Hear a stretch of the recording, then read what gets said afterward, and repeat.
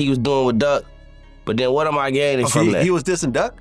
Kept dissing Duck all on Clubhouse, all on Instagram. Well, hey, what he say? Hey, what Suge Knight say?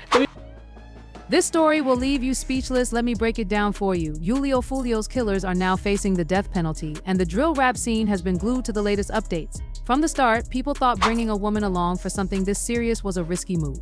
Many even predicted that if the crew got caught, she'd be the first to break. Well, it turns out they were right. The case has taken a shocking turn, with Florida now pushing for the death penalty, making this situation even more intense.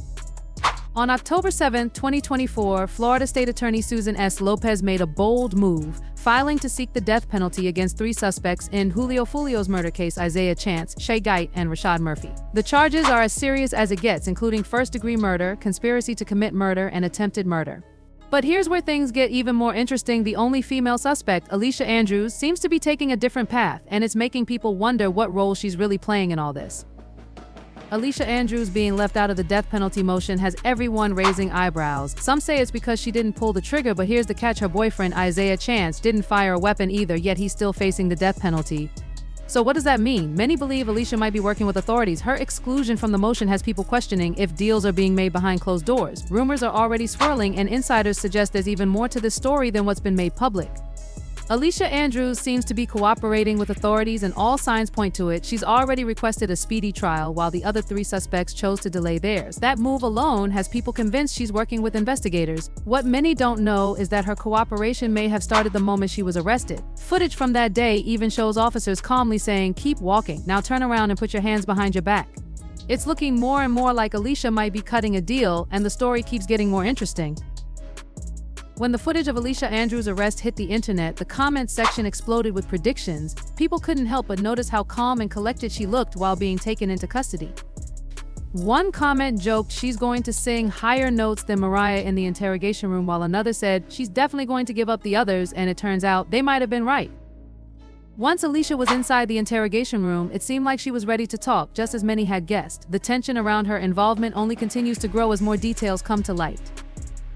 Her boyfriend into her mess. She also gave cops information about her boyfriend. According to police documents, she identified Isaiah Chance as the male driving the suspect vehicle, the Silver Cruise, which was tracking the victim's movements. Alicia Andrews had just handed her boyfriend a life sentence by revealing that he was also hours away from home in a city where the murder victim also was, and admitted that he was driving one of the vehicles that were stalking the deceased rapper. But if you think that the snitching couldn't get room, Alicia Keys had nothing on her. Things went south in the interrogation room after she made the first rookie mistake. She answered the cops' questions. According to police documents, Alicia Andrews was shown surveillance footage during the interrogation, and she made the fatal mistake of identifying herself in all the footage she was seen in. With this information, the prosecution can now prove that she was in Tampa during the murder and was at similar locations as the murder victim. But Alicia Andrews didn't just snitch on herself, she wrote. Any worse, Alicia told the cops that her boyfriend was using her phone to communicate with the other killers in the second vehicle. She admitted to the cops that her boyfriend was planning the murder using her phone, and with her boyfriend being charged with first-degree murder. Alicia's testimony during interrogation means he is cooked. The surveillance footage showed Gad Z wearing a black hoodie with a distinctive red logo, making it easier for investigators to identify him. Later, the call detail records confirmed that Andrews' phone constantly communicated with Gad's phone, establishing a clear link between the 2 vehicles and their coordinated efforts. The silver Chevy Cruze and the black Chevy Impala that Foolio'S killers used went to Truth 18 nightclub, where Foolio was scheduled to make another appearance. Isaiah Chance and Andrews were caught on surveillance video pulling into the club's back parking lot. Chance was seen using Andrews' phone outside the vehicle, further solidifying their connection to the unfolding plot. However, Alicia initially denied knowing anything about the murder, but as the interrogation went on, it became clear her story wasn't adding up. She was caught in several lies. One of the biggest moments was when she claimed she and her boyfriend had only gone to Teaser's Gentleman's Club and Truth 18 nightclub to ask about the entry fees, not planning to go in. However, the cops quickly proved her story wrong, with surveillance footage from the club showing things didn't happen the way she said. It looks like Alicia's trying to cover up the truth, but the evidence is catching up with her. Of both clubs to prove that the 2 didn't walk up to the club entrances but stayed at the parking lot. But this isn't the worst information Alicia Andrews gave cops. She even went ahead and placed her and her boyfriend at the exact location of the crime scene after tracking Foolio to multiple locations. The suspects followed him and his entourage to the home's 2 suites. The silver Chevy Cruze driven by Isaiah Chance and Alicia Andrews made 2 passes by the victim's parked vehicles before leaving the scene, signaling the fee. black Chevy Impala driven by Sean Gathright and carrying Rashad Murphy and Davon Murphy to move in for the kill. Alicia Andrews admitted that she and her boyfriend were at the crime scene when the murder happened. However, she told cops that the couple was at the crime scene, but were only lost and were using the parking lot to turn around, which simply sounds ridiculous. She told cops that they didn't know Fio was at the exact location. Her latest appearance in court has everyone already worried, from nervously biting her nails and fidgeting. It's clear that Alicia Andrews is scared. Clearly she wasn't cut out for this life and might actually cooperate, and it also seems his boyfriend is ready for her to snitch if it means she gets a lighter sentence. His court appearances show that he just don't care anymore. During one of the court sessions, he was seen bobbing his head to Young and A's Who I Smoke during a court hearing, which is the most popular diss track directed at Foolio. During a court hearing this month, Isaiah Chance appeared to be nodding along to A video surfaced showing a gang throwing shade at Foolio'S crew, and it looks like the rapper might have stopped caring about the consequences. Maybe he's convinced there's no way out now because everything was captured in clear 4K footage. One of the biggest blows against him and Sean Geit was when they were filmed carrying bags full of what prosecutors believe to be guns and ammo. The bags were big enough to fit 2 Alaska-style rifles, but loading up guns isn't the only thing that's making these guys look guilty. Dancing to Foolio's diss track might have been a bad move, but it's just one piece of a much bigger picture. The evidence is stacking up, and it's not looking good for them. Killers have given up because while in custody, Sean Geit tried to make a run for it in the most hilarious way. According to police records, Sean was placed in an interview room and attempted to escape custody by cling out through the ceiling. He climbed onto a table and tried to remove the tiles from the room ceiling. While Alicia Andrews, Isaiah Chance, and Sean Geit have all had their moments of madness, Davon Murphy and his cousin Rashad Murphy have also had their time in the spotlight. But first, let's talk about one of Foolio's killers who is still not in handcuffs because he has one hell of a criminal record. Foolio's killer on the run. On the night of Foolio's murder, surveillance cameras captured a scene that would shock the community. Davon Murphy, a documented member of the 1200 gang, was seen wearing an orange ski mask and firing a rifle at Foolio's car from a distance. In the aftermath of the murder, law enforcement launched an intensive investigation to bring those responsible to justice. 4 suspects were quickly apprehended, but Davon Murphy managed to evade capture, becoming a fugitive on the run. His ability to remain at large for months has raised questions about his whereabouts and the extent of his network. While Davon is believed to still be in the Jacksonville area, according to reports, there's a chance he has fled the area and even changed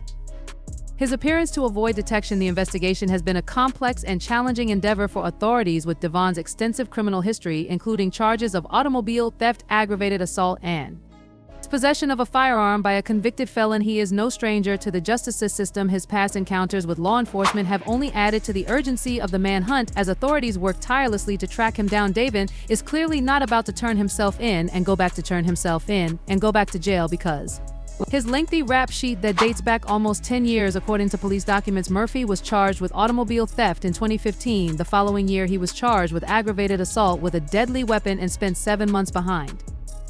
Davon's movements were caught on camera walking past the Airbnb's Ring camera, but he might have used the back door to avoid being seen, since the owner confirmed there was no camera there. Isaiah Chance and Sean Geit were also spotted on the footage at the house multiple times.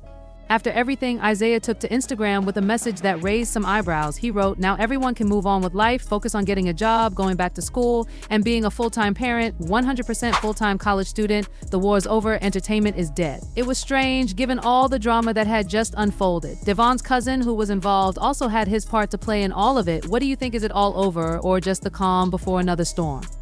Rashad Murphy wasn't just hanging out at the Airbnb, he was making moves. Records show that he used Geit's phone to send 2 chilling texts that celebrated Foolio's death.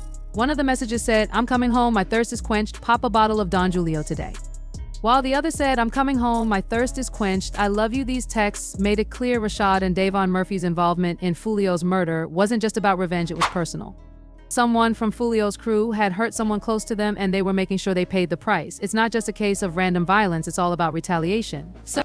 And killed Rashad's little brother. This was none other than Kenny Cap Spaz, who was shot and killed in August 2018, was Rashad's little brother and Davon's cousin, whose memory was often disrespected by Foolio, and songs. Tensions began to rise in the stands during a game at the William Marion Rain Senior High School football stadium in Jacksonville, Florida. In August 2018, several fights broke out among the spectators, causing a commotion. Was 19-year-old Joe Rod Adams alias Spaz, who, like his brother and cousin, claimed 1,200 Spaz, was removed from the stadium by school cops due to his involvement in the fights as the game ended around 10 p.m. The crowd began to disperse. Among them was Spaz, accompanied by a 17-year-old boy and a 16-year-old girl. As they walked along the sidewalk from the stadium, someone started letting off shots as people scrambled for cover. In the chaos, Spaz was shot and killed the 17-year-old boy and the 16-year-old boy and the 16-year-old girl with him were also hit and were quickly. And that drew the attention of school police officers among those involved in the altercations. Taken to a local hospital for their injuries just days after the shooting, the Jacksonville Sheriff's Office made a breakthrough. They arrested a 16-year-old suspect on charges of murder and attempted murder. The 16-year-old suspect was identified as Robert Howard alias Kenny Caps. Kenny was initially arrested for second-degree murder in the death of Spaz and 2 counts of attempted murder for the injuries inflicted on the other victims. The case against Kenny, a member of KTA or 6 Block, started falling apart as the case moved forward. The prosecution's case was facing some serious roadblocks. Despite around 200 people being in the area when the shooting happened, finding witnesses who were willing to speak up was a real challenge. A lot of them were scared to come forward, and some who had agreed to help later changed their minds. One key witness who had originally identified Kenny as the shooter took back their statement and even got arrested for lying under oath.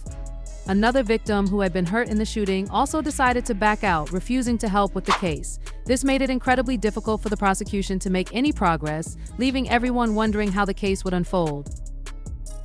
Authorities, with the evidence weakened by recanted testimonies and uncooperative witnesses, the charges against Kenny were downgraded. The state attorney's office amended the charges against him to manslaughter and aggravated battery. Faced with the new charges, Kenny pleaded guilty. He was sentenced to 5 years with credit for 3 and 2 years already served in jail. In addition to the prison sentence, he received 10 years of probation, and Foolio couldn't let the murdered relative rest in peace because he decided to do something wild and disrespectful. The rapper Foolio took his disrespect to a whole new level. It's alleged that he was the one who went to Spaz's grave and pissed on it, and now Spaz's brother Rashad is behind bars for his involvement in Foolio's death, and his arrest was the most dramatic a day after. The first 3 suspects were arrested. SWAT units were deployed to the Collins Preserve apartments. Reports showed that Rashad Murphy had barricaded himself inside the house with a gun to his head on FaceTime with his girl and was. After a dramatic standoff, Rashad Murphy finally gave up and surrendered just after midnight. This marked a big moment in the case, with 4 of Foolio's killers behind bars and 1 still on the run. But it seems like the police might not be done yet. The internet has been buzzing with speculation about a famous rapper who was Foolio's biggest rival. People are saying that this rapper may have snitched on himself, with some of his past comments and actions pointing to his possible involvement in Foolio's death. His trolling and mocking posts about Foolio's murder have made many wonder if he really had a hand in it. The case keeps getting more complicated, and the online chatter only adds to the mystery. Jungin Ace's role in Foolio's death. Young Ace has long been known in Jacksonville. We are consistently monitoring those groups, and we have people that are always watching them. We don't have an investigation on him right now, but he can't move around in Jacksonville without us knowing about it. Although cops have revealed that they aren't investigating Ace for Foolio's murder, the internet has revealed evidence showing that Ace is making blunders and incriminating himself and even Foolio's mom thinks that there's more arrests on the way. Do you believe more people will be arrested for what happened to your son? Yes, so more than the 5 that are on the screen right now. According to Foolio's mom, who has been working closely with the cops, it was a paid hit, meaning it's only a matter of time before someone starts talking and the money is traced back to its source. Do you think it was a paid hit? I do. Ace seemed to confirm that it was a paid hit during an appearance on a YouTube show. Evade capture. Becoming a fugitive on the run, his ability to remain at large for months has raised questions about his whereabouts and the extent of his network. While Davon is believed to still be in the Jacksonville area, according to reports, there's a chance he has fled the area and even changed his appearance to avoid detection. The investigation has been a complex and challenging endeavor for authorities. Shut you up. I know for a fact somebody shut your ass up. What's crazy is that Foolio's mom, who's being kept on the loop by cops in her first interview, hinted at the same thing: women being used to set people up, thinking these girls your friends and all that type of stuff. They try to set you up. But talking about girls and gang members being betrayed by women wasn't the only thing that Ace revealed during the interview with academics. He was straight up trolling Foolio. At one point, he even revealed that before things got heated between them, Ace and Foolio were actually cool with each other. They used to send simple DMs like, yo, you good? Just checking on each other. But as the rivalry grew, things took a turn. The friendly chats turned into trolling. At one point, Ace even joked around saying Foolio might still be alive because he was using voodoo. He laughed and said, I don't even know if he's really gone. He's still posting, still commenting. Maybe someone else is running his account. It was a weird comment, and people couldn't help but question what he really meant. What started as simple check-ins soon turned into something much more intense. The tension between them kept building, and it seemed like they couldn't stop the back and forth. His account could be him, no do voodoo and __ he's still here, I'm _ my pop. This though, right now, it's almost disturbing how much he's enjoying and relishing Foolio's death. In the interview with DJ Academ Mike's, Ace was asked about his feelings when he found out that Foolio had been killed. Julio Fio or Foolio Jacksonville, someone that you know, he lost his life. Where were you when you found out about? According to Ace, when he heard the news, he broke down and started crying. I was in the bed crying and Like, damn, out of here, crazy, you shed a tear, multiple cuz, like, damn, like, so short. It's like everyone could see that he was trolling his dead eye, and one person who did the same thing was King Va. When FBG Duck was murked, V hopped on to X claiming that the two had squashed their beef behind the scenes. Me and Duck settled our differences right before he passed. We was talking about bringing everybody together as a whole and changing the community for the better. I MMA still stand on that ___ every step of the way. I'm going to be thinking of. Even though they were dissing each other's families and fallen friends, King Von made a bold move. He posted about teasing some unreleased music he had recorded with FBG Duck. He said, "I was going to save this for my album, but if the people want it, I'll drop it today, or maybe even hold it and put Dirk on it too." But things took an even darker turn when it was revealed that Vaughn had actually put a $100,000 bounty on Duck's head. In a conversation with DJ Academics, Ace was straight up asked if he had anything to do with Foolio'S murder or even ordered the hit. His response was telling, and it raised a lot of questions about his involvement. The way he answered spoke volumes, leaving people to wonder if there was more to the story than he was letting on. Hesitation to answer the question to his evil laugh, something definitely seemed off with Ace as he responded to the question, "People feel like I'm behind lot. I'm not behind, I'm working, I'm grinding every day, I'm grind, I got a family, I'm working." Even his fans couldn't help but ask him about Foolio'S death. What you think about Fio dying? CU, the rapper, revealed that he and Foolio were homies and that he had even tried to advise him to get out of the streets. That __ sad TW, I ain't going to lie. Even though there's a lot of evidence pointing towards Ace's involvement in Foolio'S murder, some people like 1090J believe he wasn't behind it. The reason they think this is because Ace dropped 2 diss tracks about Foolio just days after Foolio'S death. When 1090J saw those tracks, it raised some questions for him. He said, "When I saw young Ace drop those tracks right after Foolio was killed, it made me wonder what was really going on." The timing of those tracks made a lot of people think, was Ace involved? Or was he just responding to the ongoing drama in the streets? He don't got shit to do with it. Did Ace play any part in the murder, or is the internet trying to reap as we wait for the trials to start and the truth to come out? You can watch similar content by clicking on the boxes playing on your screen.